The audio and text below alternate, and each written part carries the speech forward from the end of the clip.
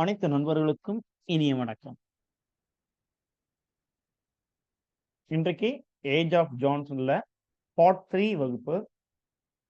Age of Johnson பொறுத்தவரையிலும் introduction part, அப்புறம் Johnson மட்டும் தனியா, இப்போ ஜான்சனுடைய கண்டெம்பரரி டாக்டர் சாமுவேல் ஜான்சன் கூட வாழ்ந்த இந்த ரைட்டர்ஸினுடைய படைப்புகள் என்னென்ன முக்கியமான விஷயங்கள் இருக்குது அப்படிங்கிறத இந்த வகுப்புல நம்ம பார்த்துருந்தோம்.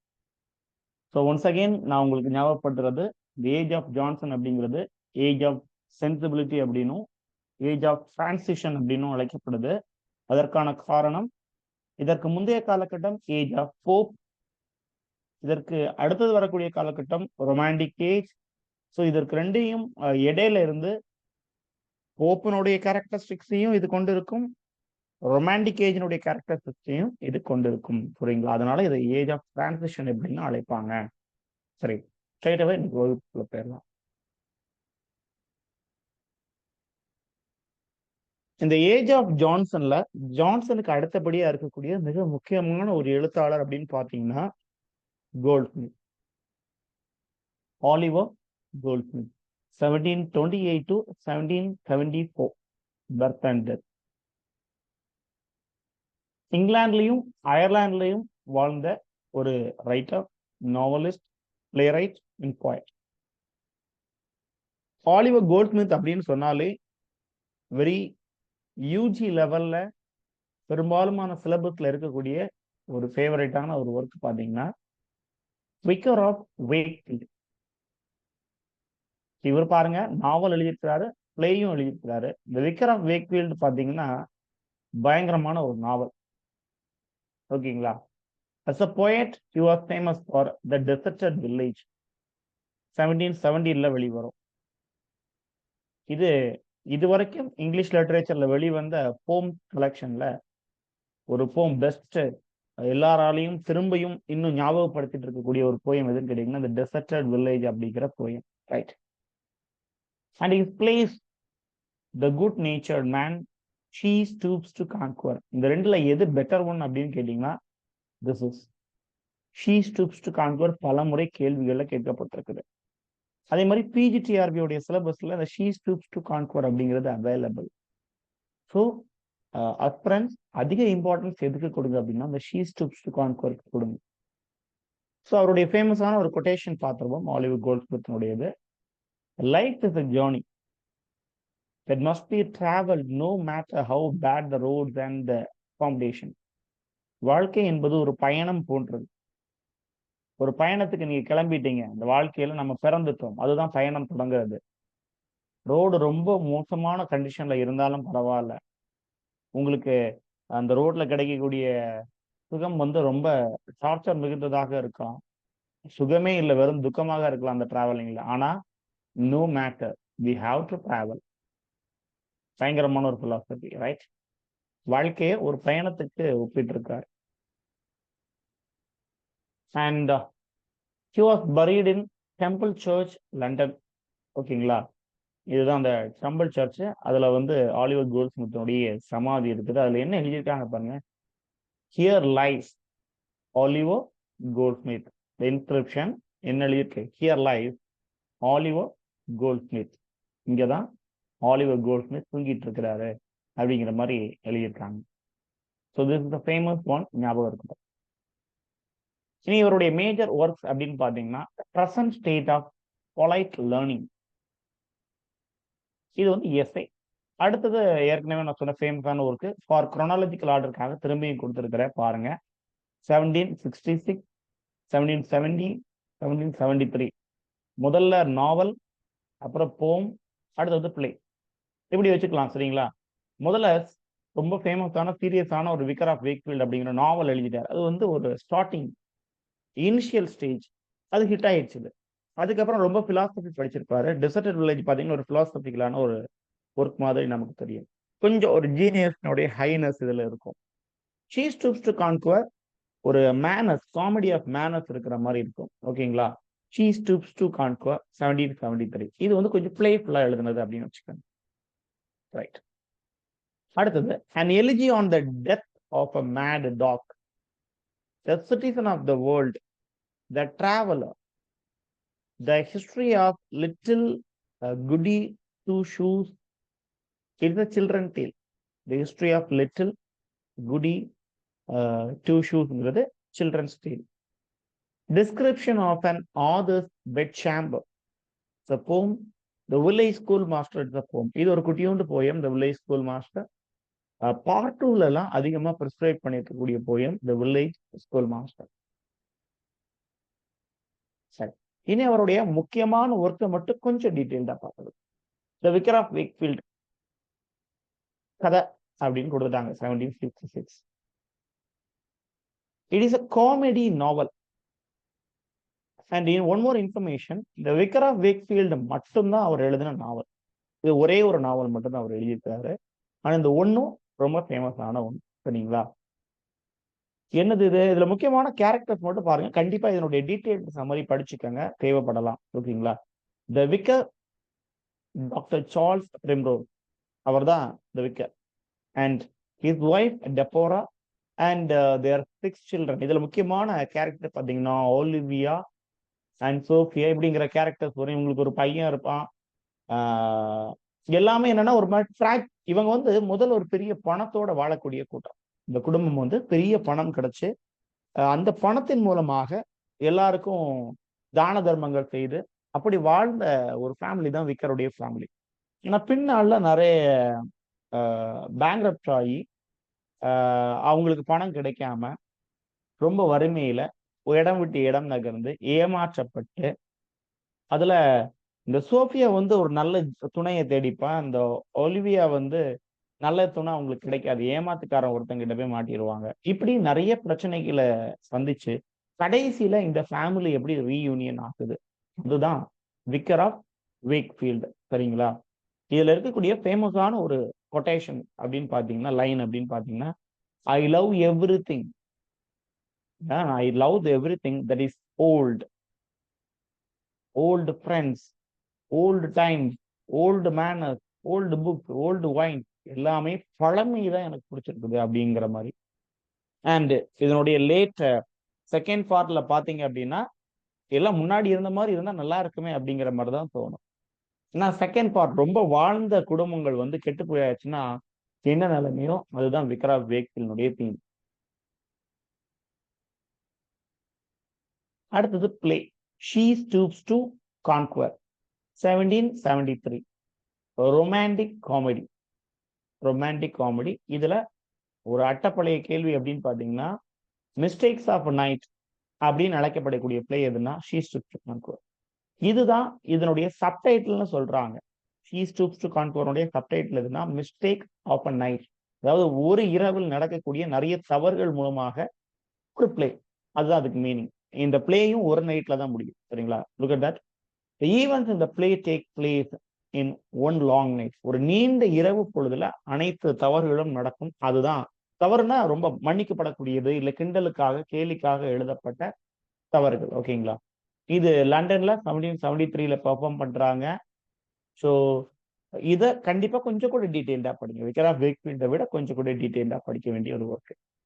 சரி, இந்த கான்செப்ட் எங்க இருந்து எடுக்கப்பட்டதுன்னா, it is derived from George Farquhar, the BX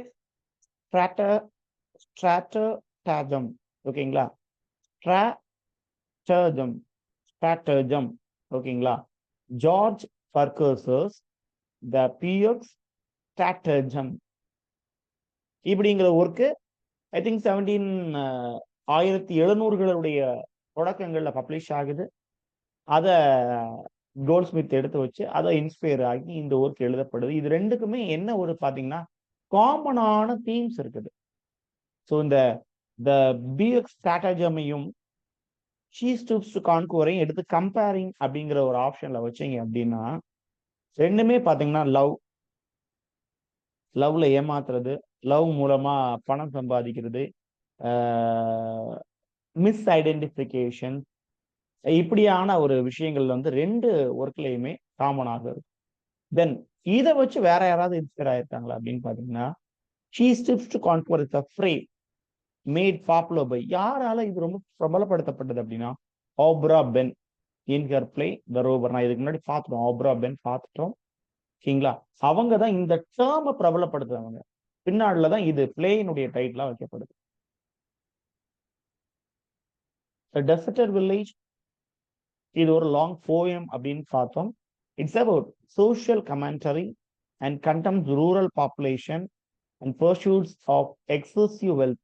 எவன் ஒருத்தன் பணம் அதிகமா வச்சிருக்கிறானோ அவனை கிரிட்டிசைஸ் பண்ணக்கூடிய ஒர்க்கு தான் இந்த deserted village. Socialism, communism and labourism அப்படிங்கிற இசம் நிறைய வந்து நமக்கு இன்றைய நாட்கள்ல 20ஆம் நூற்றாண்டினுடைய தொடக்கத்துல தோண்டிடுச்சது, இல்லை 19ஆம் நூற்றாண்டுடைய இறுதியில தோண்டிச்சுது. அது தோன்றுவதற்கு முன்னால் அதை பத்தி பேசின ஒரு ஒர்க் எதுன்னு கேட்டீங்கன்னா தி டெசர்டட் வில்லேஜ். இது என்ன ஃபார்ம்ல எழுதப்பட்டிருக்குது அப்படின்னா heroic triplet. Heroic triplet and it's in pastoral manor.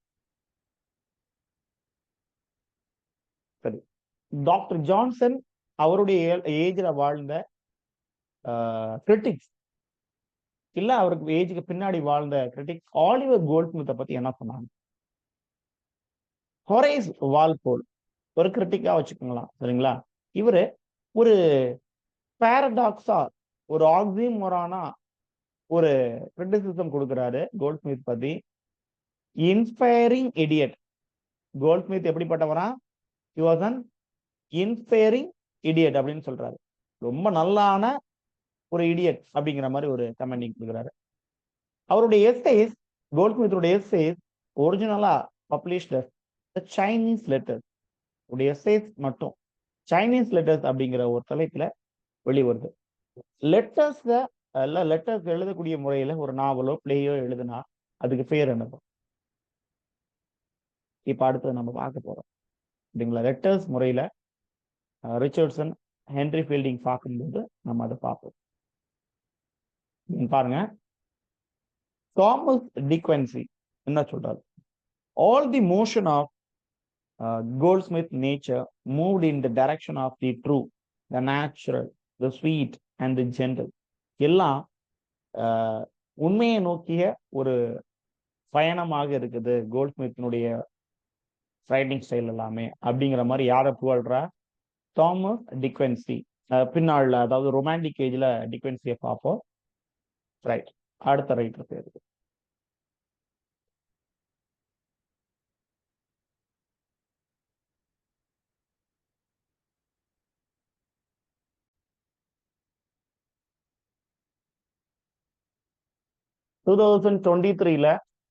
கேட்ட question related to Oliver Goldsmith. Oliver கோல்ட்ஸ்மித்ல டைரக்டா கொஸ்டின் கேட்கல, ரிலேட் பண்ணி ஒரு கொஸ்டின் கேட்டிருக்காங்க. Who among the following was not one of the original members of Johnson's literary club? Age of ஜான்சன்ல இருந்து கேட்ட கேள்வி இது.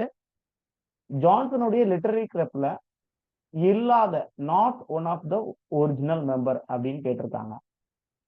ஸோ இதுல 4 option: Goldsmith, Dryden, Edmund Burke, John Hawkins. ஓகேங்களா? ஸோ ஆன்சர் பாத்தீங்கன்னா, இதுக்கான ஆன்சர் பாத்தீங்கன்னா ஜான் டிரைடன். ஓகே, ஜான்சனுடைய லிட்டரரி கிளப்ல இல்லாத ஒரு மனுஷன் யாருன்னு கேட்டீங்கன்னா ஜான் டிரைடன். ஏன் இல்லை அப்படிங்கிறதுக்கு ஒரே ரீசன், அவர் உயிரோட இல்லை. ஓகே, ஈஸி ஆன்சர் இதுதான். இவருடைய பர்த், டெத் எல்லாத்தையும் நீங்க படிச்சு வச்சிருந்தீங்கன்னா கண்டிப்பா நமக்கு தெரியும். ஏஜ் ஆஃப் ஜான்சன்ல வந்து யாரு கிடையாது? ஜான் டிரைடன் கிடையாது. ஜான் டிரைடனுடைய காலகட்டமே ரெஸ்டோரேஷன் ஏஜ்.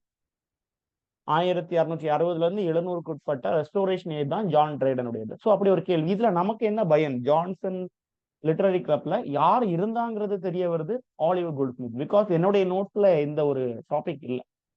நான் எடுத்த நோட்ஸ்ல நான் ஜான்சனுடைய லிட்டரரி கிளப் பத்தி ஜான்சன் பேசும்போது உங்ககிட்ட சொல்லல, ஆலிவர் கோல்ட்ஸ்மித் பேசும்போதும் சொல்லல. ஸோ இது பழைய கொஸ்டின் பேப்பர்ஸை நம்ம திருப்பி பார்க்கணும் அப்படிங்கிறதுக்கான ஒரு அறிவுரை. ஓகே, இந்த இன்ட்ரோ கிளாஸ்லயும் சொல்றது உண்டு. என்ன அப்படின்னா, ஒரு எக்ஸாம் நம்ம ப்ரிப்பேர் ஆகும்போது எக்ஸாமுடைய நோட்ஸ் படிச்சுக்கிறோம், எக்ஸாமுடைய சிலபஸை கத்துக்கிறோம், சேம் டைம் ப்ரீவியஸ் இயர் கொஸ்டின்ஸை கொஞ்சம் நம்ம உள்நோக்கி பார்த்தோம்னா இந்த மாதிரியான கான்செப்ட் நமக்கு புரிய வரும். ஸோ இது மூலமா நம்ம எல்லாத்துக்கும் காமனா நம்ம தெரிஞ்சுக்க வேண்டியது, ஒரு ரைட்டர் ஏதாவது மூவ்மெண்ட்ல இருந்தா அதை பத்தி நம்ம கண்டிப்பா தெரிஞ்சு. சரிங்களா? ஃபைன். இப்போ ஆலிவர் கோல்ட்ஸ்மித் எந்த மூவ்மெண்ட்ல உள்ளவர்? ஜான்சனுடைய லிட்டரரி கிளப் அப்படிங்கிற கிளப்புக்குள்ளாடி ஒரு மெம்பரா இருந்தவர். ஞாபகம் வச்சுக்கோங்க. ஸோ இதை பத்தி தனியா லிட்டரரி மூவ்மெண்ட்டுக்குள்ள ஒரு நோட்ஸ் எடுத்துக்கோங்க. Johnson literary. Robert Burns next writer 1759 to 1796. Robert Burns அப்படின்னாலே பென் நேமுக்கு ரொம்ப ஃபேமஸ் இவர். ராபி பர்ன்ஸ், ராபி பர்ன்ஸ், அதாவது இது ஆர்ஓ, இது ஆர்ஏ, அவ்வளவுதான் வித்தியாசம். Scotland's favourite son. he belongs to Robertson வந்து ஸ்காட்லாண்டை சார்ந்தவர். Ploughman poet, Rabton of Salway full, bard of Ayrshire. ஓகேங்களா, இதெல்லாம் அவருடைய பட்ட பெயர்கள்.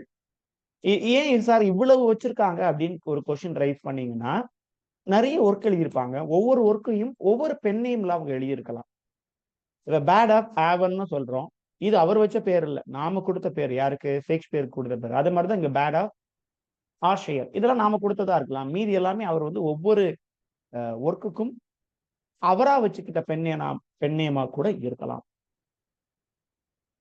ஸ்காட்டிஷை சார்ந்த poet and lyricist. National poet of Scotland, ஸ்காட்லாண்டின் தேசிய கவி அப்படின்னு அழைக்கப்பட்டவர் யார் அப்படின்னா இந்த ராபர்ட் பர்ன். இங்கிலாந்துல இருக்கக்கூடிய அல்லது பிரிட்டிஷ் இங்கிலீஷ்ல ஏற்பட்ட ரொமான்டிக் மூவ்மெண்ட்டுக்கு ஒரு பயோனியர், ஒரு முன்னோடி அப்படின்னு சொல்லலாம். One of the founder of liberalism and socialism. Liberalism தாராளமயமாக்குதல், சோசியலிசம் அப்படின்னா சமூகமயமாக்குதல். ஓகேங்களா, எல்லாரும் போர்க்குளம் அப்படின்னு ஆக்குறது சோசியலிசம். தாராளமயமாக்குதுன்னா அரசு, தனியார் எல்லாம் வந்து எல்லாம் வைக்கலாம் அப்படிங்கிற மாதிரி ஒரு தாராளமயமாக்குதல். ஓகே, ஸோ இந்தியா எந்த கொள்கையை பின்பற்றிட்டு இருக்காங்க? அதாவது இது வந்து எக்கனாமிக்கல் ரிலேட்டடா நம்ம பேசிக்கலாம். இந்தியா ஃபாலோ பண்ணக்கூடிய எக்கனாமிக்கல் சிஸ்டம் இது.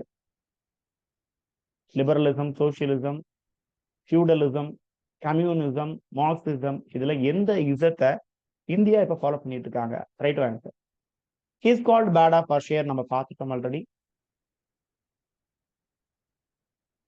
1786, John Wilson published the volume of works by Robert Burns in Scottish dialect.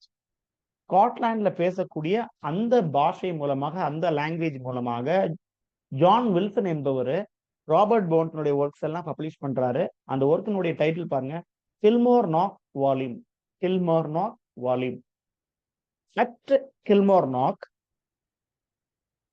Burns poem was published. அந்த இடத்துல வச்சு அதை பப்ளிஷ் பண்ணிருக்காங்க. சரிங்களா, என்னன்னு பாருங்க, with the title poems chiefly in Scottish dialect. Okay, Kilmarnock volume அதுக்கு அதே இடத்துல வச்சு பப்ளிஷ் பண்ணனால poems chiefly in Scottish dialect அப்படிங்கிற டைட்டில் கொடுத்துருக்காங்க. He used lowland Scots as poetic language from Middle Ages. East Midland dialect அப்படிங்கிற ஒரு டைலாக்ட் யாருடையதுப்பா? யாரு அந்த டைலாக்ட் பயன்படுத்துவதில் வல்லவர்? ஈஸ்ட் மிட்லாண்ட் டைலாக்ட் பயன்படுத்துவதில் வல்லவர் யார்? Right answer. Burns, yes, Chaucer. சரிங்களா, Chaucer is the right answer. Burns poems and songs were edited in 3 volumes. யாரால எடிட் பண்ணப்படுது அப்படின்னா ஜேம்ஸ் கின்ஸ்லி. பொதுவா என்ன பண்ணுவாங்கன்னா, இந்த எல்லா ரைட்டர்ஸும் நிறைய போயம்ஸ் எழுதி முடிச்சிட்டாங்கன்னா அதுக்கு எந்த டைட்டிலும் வைக்க மாட்டாங்க. இந்த ஆந்தாலஜிக்கு பேரே என்னதான் இருக்கும்? Poems and song. இப்படி ஒரு 100 ஆதர் இப்படிங்கிற பேர்லயே ஆந்தாலஜிஸ் வச்சிருக்காங்க. ஸோ இதுல நீங்க பெரிய அளவுல கொஸ்டின்ஸ் எதிர்பார்க்க முடியாது. சரிங்களா, இந்த இயரை வச்சு வேணா கொஸ்டின்ஸ் போடலாம். Poems and song, poems and sonnet அப்படிங்கிற மாதிரி போடலாம். ஓகே ஃபைன், இது ஞாபகம் இருக்கட்டும். இந்த போயம்ஸ் அண்ட் சாங்ஸ் இந்த மாதிரி டைட்டில்ஸ் வந்து காமனா எல்லா ஆதர்ஸும் இந்த மாதிரி ஒரு வால்யூம் வச்சிருப்பாங்க. ஸோ இவரு பர்ன்ஸ்னுடைய இந்த ஆந்தாலஜி பாத்தீங்கன்னா 3 வால்யூம். யாரால எடிட் பண்ணப்படுது அப்படின்னா ஜேம்ஸ் கின்ஸ்லி. ஓகே, முதல்ல ஜான் வில்சன், இந்த அவருடைய சொந்த ஊர் டைலாக்ட்ல பப்ளிஷ் பண்ணவர் John Wilson. Poems and songs publish பண்ணவர், எடிட் பண்ணவர் James Kingsley. Okay fine. Robert Burns was praised and patronized as flowman poet. இதெல்லாம் நம்ம அந்த இதுக்குள்ளேயே நான் முதல்ல கொடுத்தேன். அதாவது அவருடைய பென் நேம், சுடோனிம்குள்ளடி இதெல்லாம் கொடுத்தேன். ஃப்ளோமேன் poet ஞாபகம் இருக்கட்டும். அவருடைய இம்பார்ட்டன்டான போம் ரெட் ரெட் ரோஸ், இது ஆஃபன் வந்து என்ன பண்ணுவாங்க அப்படின்னா பார்ட் 2ல வச்சிருவாங்க. A man's man, for a that. இவ்வளவுதான். To a louse, to a mouse, the battle of Sherramuir, Tam o' Shanter, இதுதான் இருக்கிறதுலே கொஞ்சம் பெரிய போயம் இவருடையது. A font of his, the quarter Saturday night, holy willy prayer. So the written in Spenserian stanza, quarter Saturday night. The Spenserian stanza உடைய rhyming scheme என்னமா? Right to answer. So இந்த literary form அப்படிங்கிற இதுல poetic devices எழுதும் போது Chaucerian stanza, Spenserian stanza இதெல்லாம் நீங்க face பண்ணலாம். இப்போ கத்துக்கங்க. Spenserian stanza என்ன? அலெக்சாண்டர்னா என்ன? அலெக்சாண்டர்னா என்ன? Try to answer. சரிங்களா? It is a Tammo Shanter narrative poem. சரிங்களா? 1790ல இது வெளிவருது. ஸோ ராபர்ட் பர்ன்ஸ் பொறுத்தவரை நீங்க ஞாபகம் வச்சுக்க வேண்டியது, கொஸ்டின் பாயிண்ட் ஆஃப் வச்சுக்கக்கூடியது அவருடைய பென்னேம், அப்புறமா அவருடைய பப்ளிகேஷன் கில்மோர்னாக், லோலண்ட் ஸ்காட், இந்த மாதிரி பப்ளிகேஷன் யார் எதை பப்ளிஷ் பண்றாங்க, யார் எதை எடிட் பண்றாங்க அப்படிங்கிற இன்ஃபர்மேஷன் மட்டும் தான் நீங்க ஞாபகத்தில் வைக்க வேண்டியது இருக்கும். ரைட். அடுத்த writer William Collins, 1721 to 1759. 1721 to 1759. இவருடைய ஒர்க் ரொம்ப ஒரு மைனரான ஒரு ரைட்டர் தான் இவரு. Oriental eclogue, Persian eclogue, song from Shakespeare's Cymbeline, on the death of on the death of Thompson, ode on the popular superstitions of the highlands of Scotland. So நல்ல ஞாபகம் வச்சுக்கோங்க. Burns Scotland, Collins Scotland. இவருடைய ஒரு prescribed work அப்படின்னு கேட்டீங்கன்னா இந்த vote to evening ஞாபகம் இருக்கட்டும். ஓடு டு ஈவினிங் அப்படிங்கிறது பிரிஸ்கிரைப்டு. ஏன்னா ode to autumn, ode to Grecian, இந்த வார்த்தையில ஓ டு ஈவினிங் அப்படிங்கிறதும் அங்கங்கே இருக்கும். சரிங்களா? ஞாபகம் இருக்கட்டும். Then How Sleep the Brave. He has written 12 ode series. 12 odes இல்ல, 12 ode series எழுதியிருக்கிறார். மற்றபடி ஒன்றும் காலின்ஸ் பத்தி நம்ம ஒன்றும் பெருசா டிஸ்கஸ் பண்ண வேண்டியது இல்லை. when I search for previous questions வந்து வில்லியம் காலின்ஸ்ல ஏதாவது வந்திருக்குதா அப்படின்னு பார்க்கும்போது 2023ல இருக்கக்கூடிய கொஸ்டின்ஸ்லயே ஒரு கேள்வி எனக்கு கண்ணப்பட்டது. But not belongs to William Collins. அது வில்கி காலின். ஓகேங்களா? ரெண்டு பேருமே வேற வேற. இவர் வந்து இவர்ல இருந்து கொஞ்சம் அடுத்த ஜெனரேஷன் ரைட்டர்னு வச்சுக்கலாம். சரிங்களா? இவர் வந்து ஒரு பொயட் அப்படின்னு வச்சுக்கலாம். இவர் பாத்தீங்கன்னா ஒரு நாவலிஸ்ட். வில்கி காலின் அவருடைய ஃபேமஸான ஒர்க் பாருங்க, த மூன் ஸ்டோன். இந்த வாட்டி கேள்வியில இவர் இருக்காரு. 2023 கேள்வியில நெட் கொஸ்டினுடைய கேள்வியில இந்த வில்கி காலின் அப்படிங்கிறவர் இருக்கார்.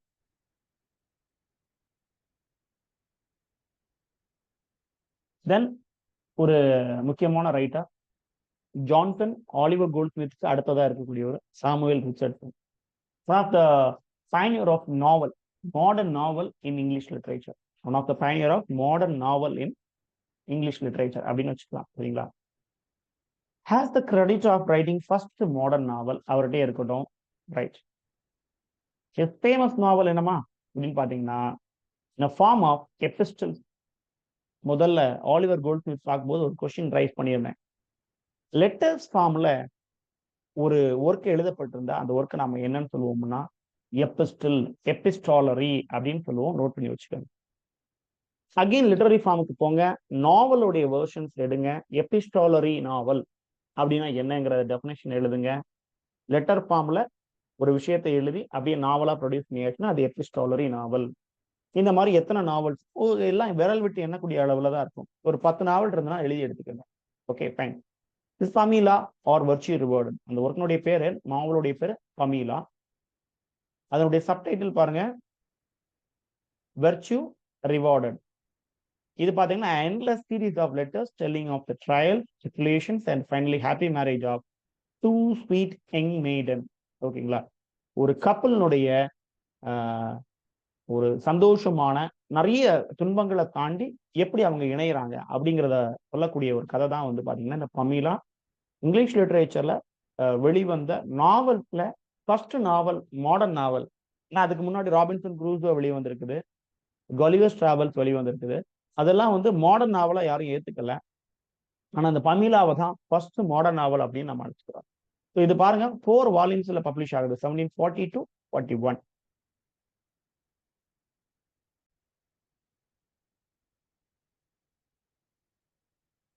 Samuel Richardson was a printer as well.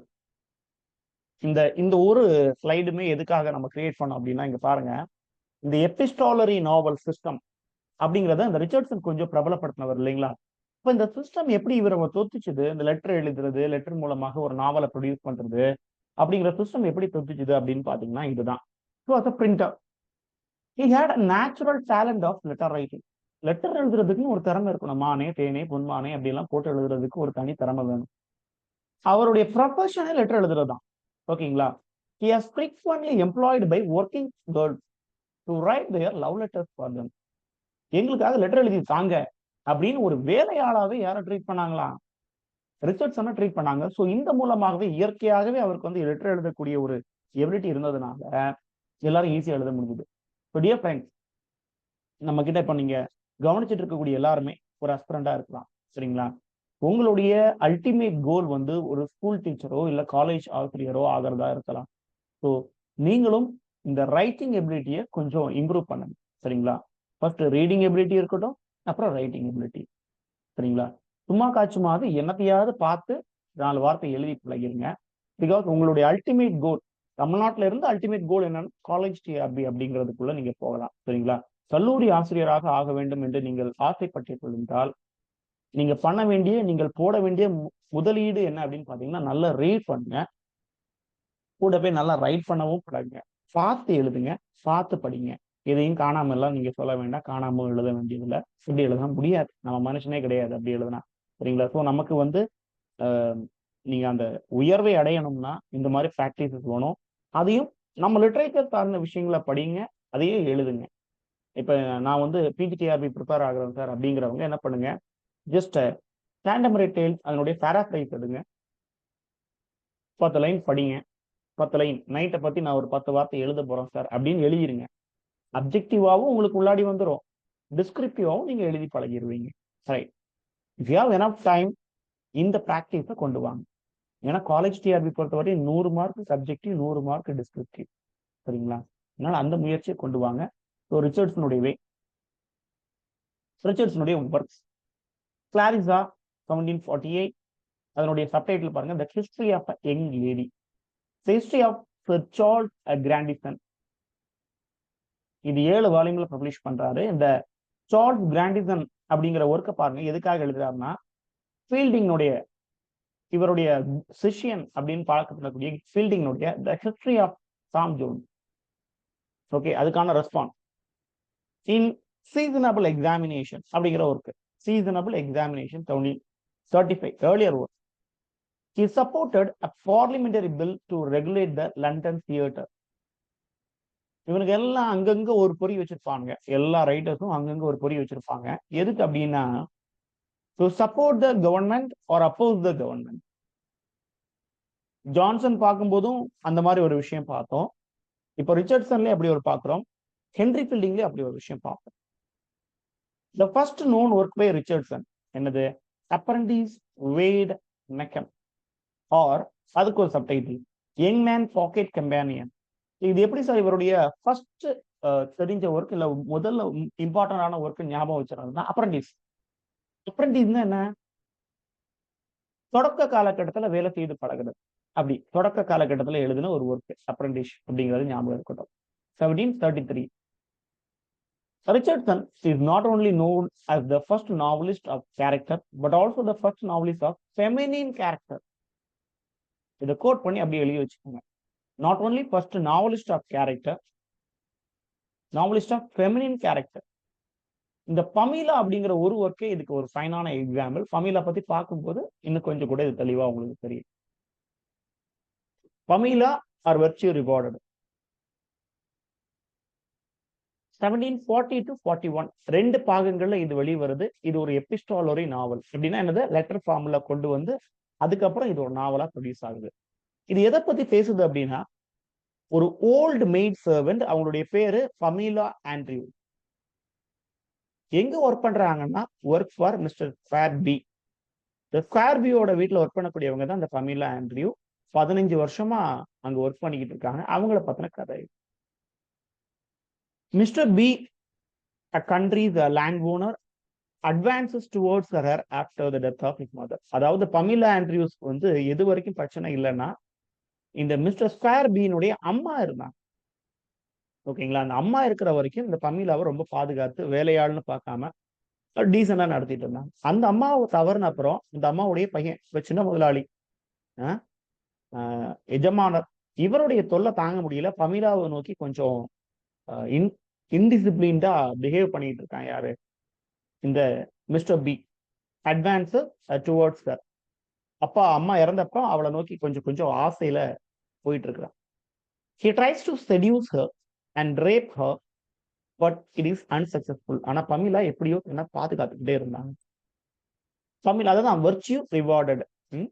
Pamela virtue is eventually rewarded when Mr. B அவன் மனம் திருந்துறான், sincerely proposes an equitable marriage to her. நானே உன்னை மேரேஜ் பண்ணிக்கிறேன், இப்ப நல்லவனா திருந்திட்டேன் அப்படின்னு சொல்றான். இது ஃபர்ஸ்ட் பார்ட். செகண்ட் பார்ட்ல என்ன நடக்குது? 1742ல பமீலா மேரிஸ் மிஸ்டர் பி. எப்படி? தன்னை ரேப் பண்ண வந்த ஒருத்தன் இப்ப நல்லவனா மாறிட்டேன்னு சொல்றான். எப்படி கிட்டிருக்காங்க? she really had hope on mister B மேல நம்பிக்கை வைக்கிறாங்க. மிஸ்டர் பியும் நல்லவனா மாறிடுறான். ஸோ அது மூலமா அவங்களுக்கு ஒரு பெரிய அப்பர் கிளாஸ் சொசைட்டி லைஃப் கிடைக்குது. ஓகே. ஸோ இந்த பமீலா ஆண்ட்ரியூஸ் இல்லைங்களா, இது வந்து பமீலா அப்படிங்கிறது ரிச்சர்ட்சனுடைய ஒர்க்கு. ஜோசப் ஆண்ட்ரியூஸ் அப்படின்னு இன்னொரு ஒர்க் இருக்கு. அது பாத்தீங்கன்னா ஹென்ரி ஃபீல்டிங்கினுடைய ஒர்க்கு. ரிச்சர்ட்சனை பார்த்து பமீலாவை பார்த்து எழுதின ஒர்க் தான் இந்த ஜோசப் ஆண்ட்ரியூ. ஜோசப் ஆண்ட்ரியூ யாருன்னா பமீலாவுடைய பிரதர் அப்படின்னு சொல்லியிருக்காங்க. இந்த நாவல்ல ஜோசப் ஆண்ட்ரியூஸ்க்கு எந்த பெரிய ரோலும் கிடையாது. சரிங்களா? ஆனா ஜோசப் ஆண்ட்ரியூ அப்படிங்கிற அந்த புக்ல பமீலா அப்படிங்கிற ஒரு கேரக்டரை ஹென்ரி ஃபீல்டிங் கிடைச்சிருப்பாரு. இதனுடைய ஒரு சீக்வல்னு கூட அதை நம்ம வச்சுக்கலாம். தென் இன்னொரு இம்பார்ட்டன்டான இன்ஃபர்மேஷன் பாருங்க. After death of Richardson, 4 volume edition Pamela. இது வந்து 2 பார்ட்டா இருக்குது. இங்க 4 வால்யூமா பப்ளிஷ் ஆகுது. அதுதான் அதனுடைய ஃபைனல் வெர்ஷன் அப்படின்னு நம்பப்படுது. இன்னொரு work Clarissa for the king of a young lady. இதுவும் எபிஸ்டாலரி நாவல். இது என்ன கதை சொல்லுது அப்படின்னா, which tells a tragic story of a heroine which quest for virtue is continually. எல்லாம் பாருங்க, முதல்ல உள்ளது virtue, இப்போ உள்ளது virtue. Continuously thwarted by his family. ஓகேங்களா? thwarted by his family. தொடர்ந்து தன்னுடைய குடும்பத்தினால ஒதுக்கப்பட்டு இல்ல ஒழுக்கத்தினால சந்தேகப்படப்பட்ட ஒரு ஹீரோயினுடைய கதை தான் இது. One of the longest novel in English literature. ஓகேங்களா? tragic heroine who dies at the end. 18 வயசு ஆன பெண்ணு சந்தேகத்தினால ஒழுக்கம் பிரச்சனையினால இறந்து போயிடுறாங்க எண்டுல. இதுல வரக்கூடிய முக்கியமான ஒரு கேரக்டர் பாருங்க, ஒரு டாக்டர் ஹெச். முன்னாடி பாருங்க மிஸ்டர் பி. இப்ப இந்த மாதிரி ஒரு இனிஷியலோட இருக்கக்கூடிய கேரக்டர்ஸ் எல்லாம் யாருடைய பிளேல இருக்கும்னா, யாருடைய ஒர்க்ல இருக்கும் அப்படின்னா ரிச்சர்ட்சனுடைய நாவல்ஸ்ல அதிகமாக இருக்கும். இது 8 வால்யூம். ஓகேங்களா? இது 8 வால்யூம். யாருக்கு யார் எழுதின லெட்டர் அப்படின்னு பாத்தீங்கன்னா, the form of letters written by Clarissa to her friend Anna Hathaway. Anna Hathawayக்கு எழுதின work. and by Lovelace to his friend. Lovelace அப்படிங்கிற கேரக்டர் ஜான் பெல்ஃபோர்டுக்கு எழுதின கேரக்டர் லெட்டர்ஸ் ரெண்டையும் மிக்ஸ் பண்ணி தான் இந்த novel Clarissa for the history of a young lady அப்படிங்கிற ஒர்க் கிடைக்கப்படும். The first 2 volumes appeared in 1747. பாருங்க, 8 வால்யூம் மொத்தம். and further 5 volumes 1748. கிளாரிசா ஒரு தேவதை மாதிரி கம்பேர் பண்ணப்படுறாங்க, ஒரு தேவதைக்கு கம்பேர் பண்ணப்படுறாங்க. Richardson depicted the heroine of this novel resembling, அதாவது எப்பவுமே ஒரு பேட்டர்ன் இருப்பாங்க. எல்லா ஆசிரியருக்கும் எல்லா எழுத்தாளருக்கும் ஒரு ஸ்பான்சர்ஷிப் இருப்பாங்க. அவங்களுடைய மனைவியை தான் பெரும்பாலும் போற்றி எழுதுவாங்க. இப்போ book of the duchess try பண்ணி பாருங்க, சாசர் யாரை பத்தி எழுதியிருக்காரு அப்படின்னு தெரியும். பிளாஞ்சே பத்தின ஒர்க்கா இருக்கும், ஜான் ஆஃப் காண்டனுடைய ஒய்ஃபை பத்தின ஒர்க்கா இருக்கும் இல்லைங்களா? அதே மாதிரி தான் இங்கேயும் resembling the wife of sir William Temple. அவங்களுடைய ஒய்ஃப் நேம் டாரத்தி அஸ்பார்ன். இந்த அளவுக்கு ஒழுக்கத்தில் சிறந்தவள் யாரும் இல்லை. கண்ணகி, நம்ம ஊர்ல கண்ணகி மாதவி அப்படின்னு சொல்லுவோம் இல்லையா, அந்த மாதிரி. தென் ரிச்சர்ட்சனுடைய ஒரு சிஷ்ய பிள்ளை ஹென்ரி ஃபீல்டிங் 1707 to 1754, அதாவது எழுதுறதுல சிஷ்ய பிள்ளை அப்படி ஞாபகம் வச்சுக்கோங்க. ஆனா ரிச்சர்ட்சன் தான் முதல் நாவல் படைக்கிறாரு, மாடர்ன் நாவல் ஃபமீலா. ஆனா இவரைத்தான் ஃபாதர் ஆஃப் இங்கிலீஷ் நாவல்ஸ் அப்படின்னு அழைக்கிறாங்க. Who is the father of English novels அப்படின்னு கேட்டீங்கன்னா ஹென்ரி ஃபீல்டிங் தான் ஆன்சர் ஆகுது. அந்த அளவுக்கு அவருடைய ஒர்க் வந்து பதிஞ்சிருச்சு. ஓகேங்களா. அவருடைய பெண் name captain Hercules Vinegar. Captain Hercules Vinegar, novelist, dramatist. இவர் பாத்தீங்கன்னா ஒரு மேஜிஸ்ட்ரேட், ஒரு ஜட்ஜி. இவங்க அப்பாவும் judge. So he founded London's first police force named Bow Street Runner. இங்கிலாந்தினுடைய லண்டனுடைய ஃபர்ஸ்ட் ஒரு காவல் படையை உருவாக்குறாரு. அவரோட பேர் என்னன்னா Bow Street Runner. Henry Fielding and Richardson ரெண்டுமே பாத்தீங்க அப்படின்னா எல்லா விதமான கொஸ்டின் பேப்பர்ஸ்லயும் அல்லது எல்லா விதமான எக்ஸாம்லயும் இருப்பாங்க. பிஜிடிஆர்பி, பாலிடிஆர்பி, யூஜிடிஆர்பி எல்லாத்துலயுமே அவைலபிளா இருப்பாங்க. அதனால எல்லா எக்ஸ்பெரன்ஸும் இதை கொஞ்சம் கூட டீப்பா ரெண்டு பேரை பத்தியும் அவங்களுடைய ஒர்க்ஸ் பத்தியும் படிக்கிறது நல்லது. ஹிஸ் யங்கர் சிஸ்டர் சாரா, அவங்களும் ரைட்டர். அவங்களுடைய ஒர்க் பாருங்க, adventure of David Simple. So Henry ஃபீல்டிங்குடைய ஜோசப் ஆண்ட்ரியூஸ் 1742 வெளிவருது. எல்லாருக்கும் பிரிஸ்கிரைப் பண்ணப்பட்ட ஒர்க்கு, பாலிடிஆர்பியில் available. Joseph Andrews okay deals with Pamela's brother Joseph. Pamela அப்படிங்கிற ஒரு கேரக்டரையுமே இங்க தூக்கி வச்சிருப்பாங்க. அதுவும் ரொம்ப டீசென்டான டிசிப்ளின்டான கேரக்டரா இருக்கும். இந்த வெர்ச்சி விலகாம வச்சிருப்பாரு. Then Henry Fielding is one of the 4 wheels of 18th century novel. இப்படிங்கிற ஒரு விஷயத்தை பாருங்க, இது தொடக்கத்துல இருந்து நான் சொல்லிடுறேன். தேர் ஆர் 18th century 18ஆம் நூற்றாண்டுல 4 wheels, 4 மிகப்பெரிய சக்கரங்கள் அப்படின்னு 4 நாவலிஸ்ட ஜார்ஜ் செயின்ஸ்பரி வந்து குறிப்பிடுறாரு. இவர்தான் ஜான் செயின்ஸ்பரி, ப்ரொஃபசர் ஜார்ஜ் செயின்ஸ்பரி அப்படின்னு அழைக்கிறாங்க. ப்ரொஃபசர் ஜார்ஜ் செயின்ஸ்பரி ஒரு கிரிட்டிக் தான், பெரிய அளவுல நாவல், டிராமா அந்த மாதிரி ஒன்றும் படைக்கல. ஜார்ஜ் செயின்ஸ்பரி இவர் என்ன சொல்றாருன்னா, 18ஆம் நூற்றாண்டுல 4 மிகப்பெரிய எழுத்தாளர்கள் இருக்காங்க. யாரெல்லாம் அப்படின்னா, ஒன்னு Richardson, he is one of the 4 wheel. ஓகேங்களா. மீதி 3 பேர் யாரெல்லாம் அப்படின்னா, ஹென்ரி ஃபீல்டிங் ஒன்னு சொல்லிட்டோம், ரிச்சர்ட்சன், தொபியாஸ் ஸ்மாலட், லாரன்ஸ் ஸ்டர்ன். ஓகேங்களா. ஹென்ரி ஃபீல்டிங் ஒரு ஆளு, ரிச்சர்ட்சன், தொபியாஸ் ஸ்மாலட், லாரன்ஸ் ஸ்டர்ன், இந்த 4. ஸோ இப்படி ஒரு கேள்வி கண்டிப்பாக எக்ஸ்பெக்ட் பண்ணலாம் நீங்க. ஸோ இவருடைய ஜார்ஜ் செயின்ஸ்பரியினுடைய இன்னொரு முக்கியமான ஒர்க் பாருங்க, A short history of French literature. English literature we know that இல்லைங்களா.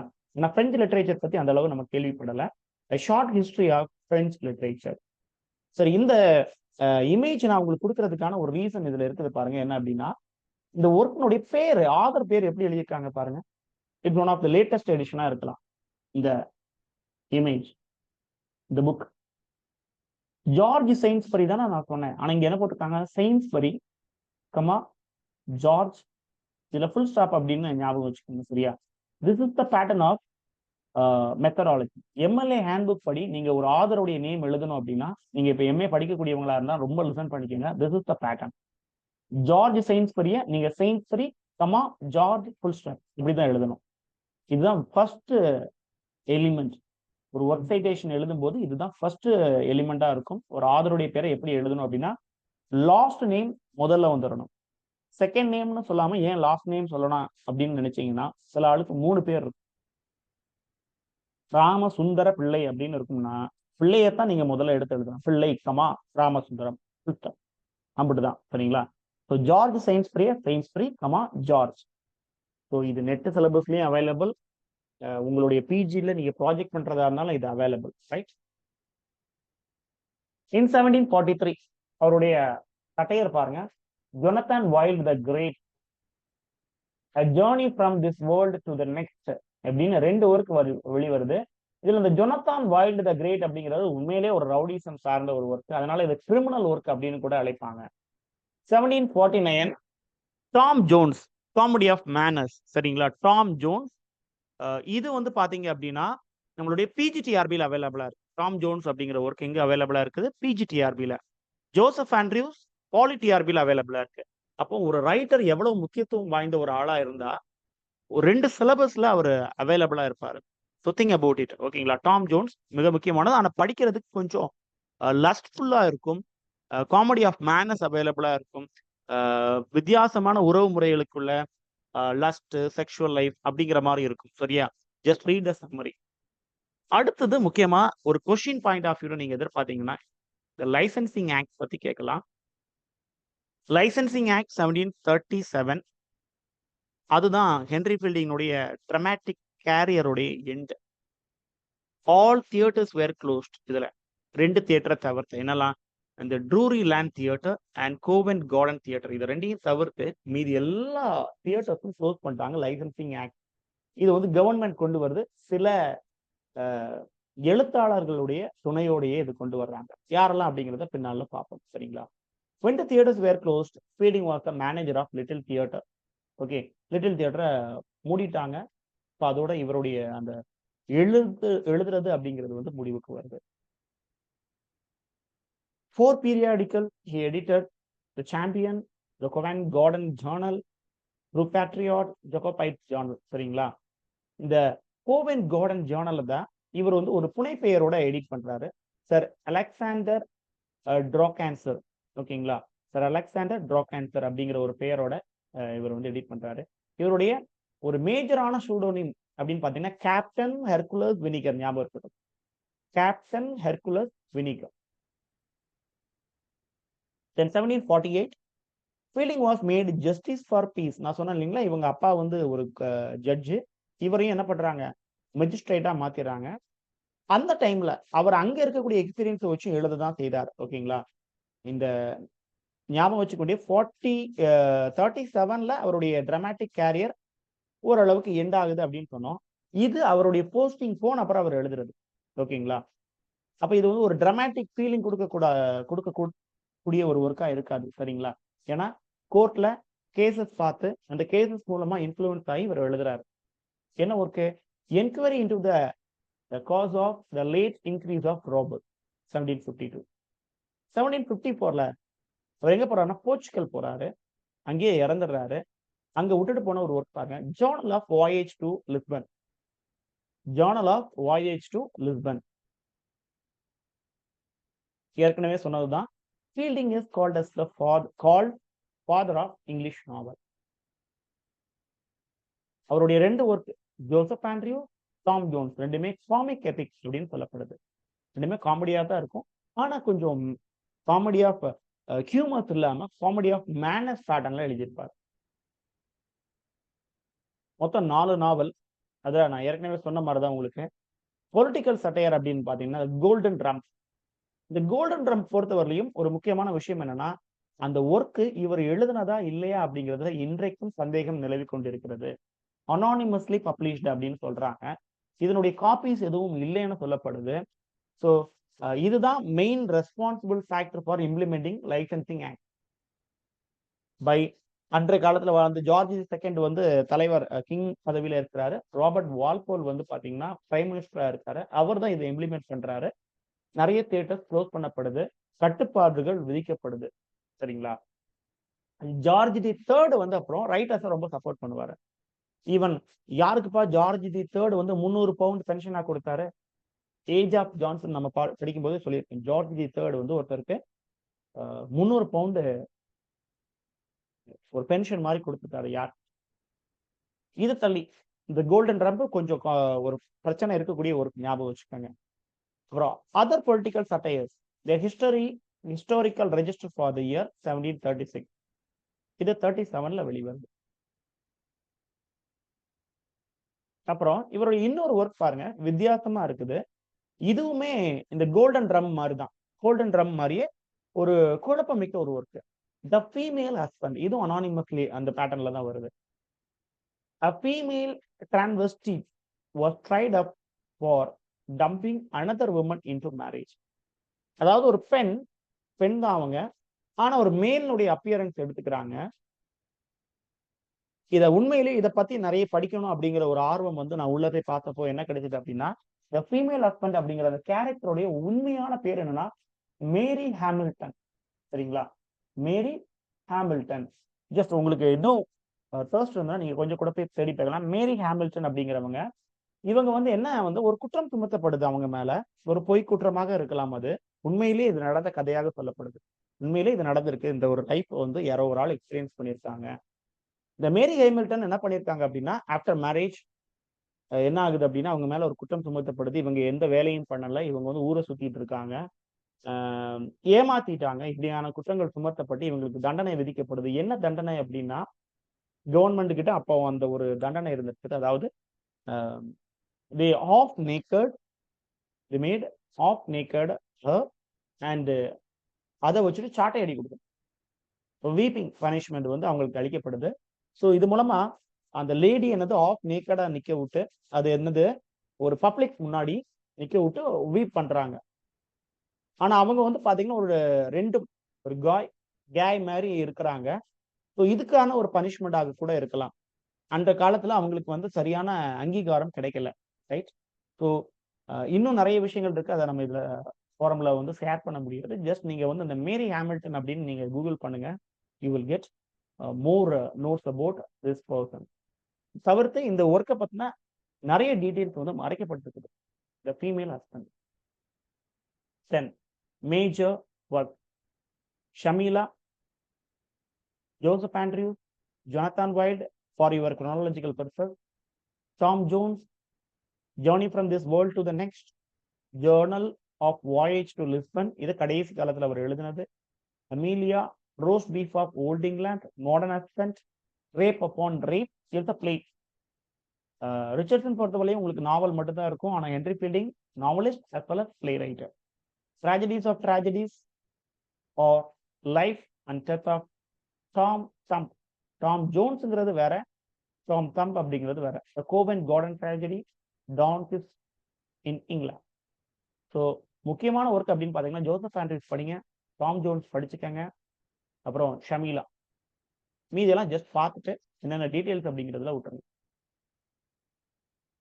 இப்போ ஷமீலா ஃபைனலா பார்க்கும்போது ஒரு சின்ன ஒரு ஹிண்ட் கொடுக்குது. என்ன அப்படின்னா, பமீலா, அங்க ரிச்சர்ட்சனுடைய ஒர்க் பாத்தீங்கன்னா பமீலா, அதனுடைய சீக்வலா இவர் எழுதினது ஜோசப் ஆண்ட்ரியூஸ். ரொம்ப ஃபைனான ஒழுக்கம் சார்ந்த ஒரு ஒர்க்.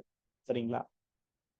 ஆனா அதுக்கு டைரக்டா அட்டாக் பண்ற விதத்துல எழுதினது ஷமீலா. பமீலா, ஷமீலா. ஓகே.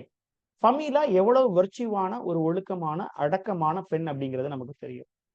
ஆனா இந்த ஷமீலா அப்படிங்கிறது அப்படி கிடையாது. ஒரு ரக்கர்டு கேர்ள். சாஃப்டான பெண்ணு கிடையாது அவங்க. சரிங்களா? இத பத்தின ஒரு டீடைல்ஸ் மட்டும் பார்த்துருவோம். 1741ல இந்த ஒர்க் வந்து வெளிவருது.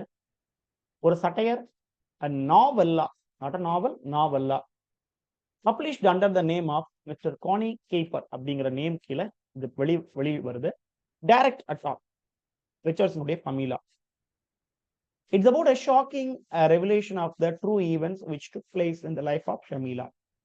ஒரு பெண்ணினுடைய வாழ்க்கையில நடந்த அவளை வந்து ரக்கடா மாத்த வச்ச விஷயங்களை தான் இந்த ஒர்க்ல அவர் சொல்லியிருக்காரு. ஷமீலால ஒரு பமீலா எதிர்பார்த்தீங்கன்னா கிடைக்காது.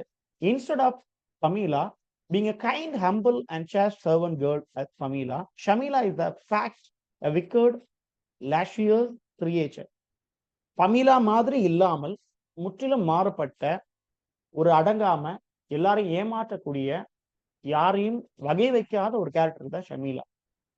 பெண் தானே, பெண் வந்து ரொம்ப சாஃப்டானவன் நினைக்காதீங்க, ஒரு ரக்கடான கேர்ள் அப்படிங்கிற மாதிரியான ஒரு கேரக்டர் இங்க ஃபார்ம் பண்ணியிருப்பாரு ஹென்ரி ஃபீல்டிங். அண்ட் அவங்களுடைய மாஸ்டர் பேர் பாருங்க ஸ்கொயர் பூபி. இந்த ஸ்கொயர் பூபியை ஆட்டையை போட்டுறது, ஸ்கொயர் பூபிகிட்ட இருக்கக்கூடிய விஷயங்களை ஆட்டையை போட்டுறது இந்த ஷமீலா ட்ரை பண்ணிக்கிட்டே இருக்காங்க. ஸோ இதனால இதனுடைய பேர் என்னது, ஆன்டி பமீலா அப்படின்னு அழைக்கப்படுது. ஸோ பமீலா, இங்க ஷமீலா. ஜோசப் ஆண்ட்ரியூ, அதனுடைய ஃபுல் டைட்டில் பாருங்க, history of the adventures of Joseph Andrews and his friend mister Abraham Hayden. இது ரெண்டுமே உள்ள வரக்கூடிய கேரக்டர், ஞாபகம் வச்சுக்கோங்க. ஸோ இந்த நாவல் பிரபலப்பட்ட பின்புதான் இவரை வந்து என்ன சொல்றாங்க அப்படின்னா ஃபாதர் ஆஃப் இங்கிலீஷ் நாவல் அப்படின்னு சொல்றாங்க. சரிங்களா? ஃபர்ஸ்ட் மாடர்ன் நாவல் அப்படின்னு சொல்லப்படுது. இது பமீலாவையும் சொல்றாங்க, இதையும் சொல்றாங்க.